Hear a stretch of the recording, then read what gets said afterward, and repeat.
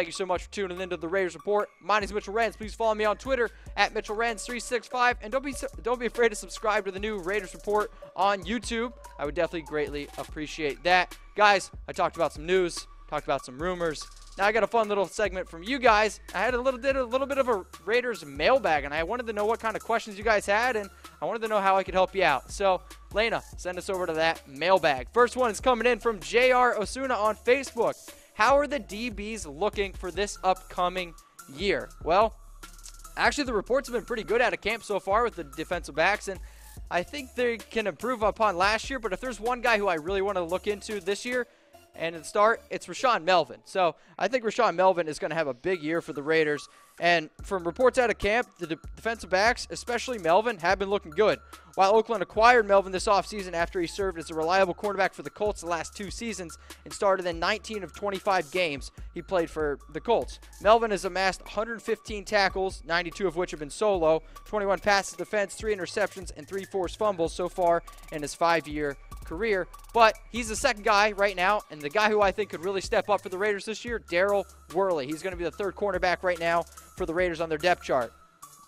So, again, this is the guy who they signed, and I think he has the edge right now on that 3rd cornerback position. While Conley and Rashaan Melvin are expected to be the top 2 cornerbacks for the Raiders in 2018, Worley has to be the favorite for that slot gig, which is a big gig for the Raiders.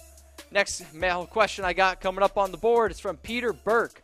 Will Derek Carr pass for more than 30 touchdowns this year? I love this question because I can also put a little bit of a fantasy twist on it, and then, well, that's kind of my thing. But Derek Carr is the guy that I absolutely love, and this is the reason why I love this question. After an MVP caliber season in 2016, Carr took quite a step back in 2017. The Raiders have done a nice job bringing in pieces to this offense this offseason, and it will be interesting to see how this team gels this summer. Carr is one of the best young quarterbacks in the NFL and is getting paid as such, so 2018 is a big year for him under center. Now, will he throw for 30 touchdowns this year? That's a lofty expectation. You look at 2017, 2016, under 30 touchdowns. Then he had 2015. 32 touchdowns. 2014, his rookie year, only 21. But that's a 4-year average, about 25.75. So, is he going to throw for over 30 touchdowns? I also want to hear from you guys. This show isn't just about me. Over or under 30 touchdowns for Derek Carr in 2018. Comment below. People on YouTube, comment over, under 30 touchdowns for Derek Carr in 2018. I'm going to go under. Sorry, guys. I'm going to go around 28. That's just me. All right, next question I got for you guys coming up on the board. This one's from Jerry East of Facebook. With Mack holding out, how do you think this will hinder the defense this year and with the new players altogether? It's a good question. There's no doubt about that. I mean, Mack is no doubt a centerpiece in the defense. If not, you could argue he's the most important guy on the team. Raiders defensive end Khalil Mack missed all of Coach John Gruden's voluntary workouts and Oakland's mandatory minicamp as he continues to hold out, seeking a large contract extension.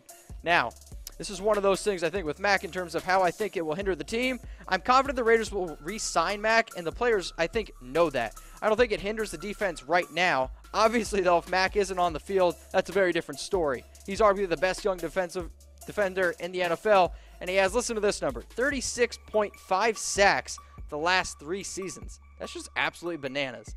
You know what else is actually kind of bananas? How amazing Miz and the Main shirts are. Head over to www.comfortable.af and find out for yourself. These shirts are indeed as comfortable as F.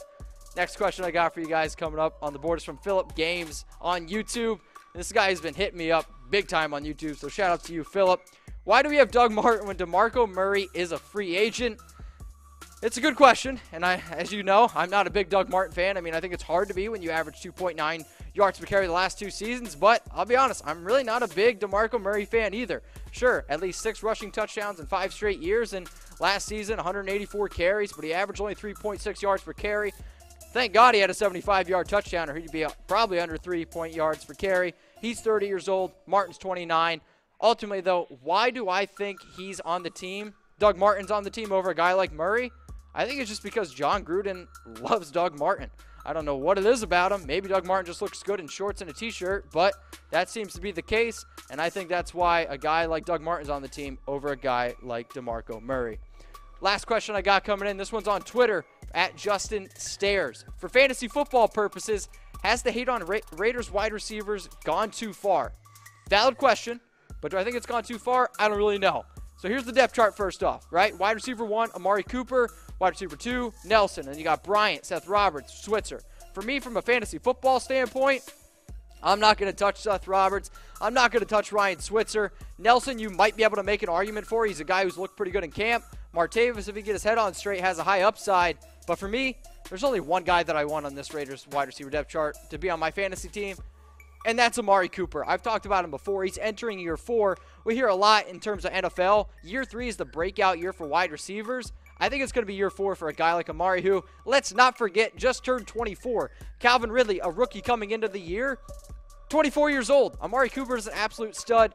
Gruden wants Cooper to be the focal point of the offense. He said that multiple times this offseason. And when you have over 70 receptions and 1,000 yards in your first 2 seasons, that's not easy. And in fact, only 1 of 3 wide receivers in NFL history have ever done that. So for me, Amari Cooper is going to be the wide receiver that I target on the Oakland Raiders. Raider Nation, thank you so much for tuning in to Raiders Report. My name is Mitchell Rance. Please follow me on Twitter at MitchellRance365. And make sure you guys subscribe to that new Raiders Report on YouTube. Until next time, go Raiders.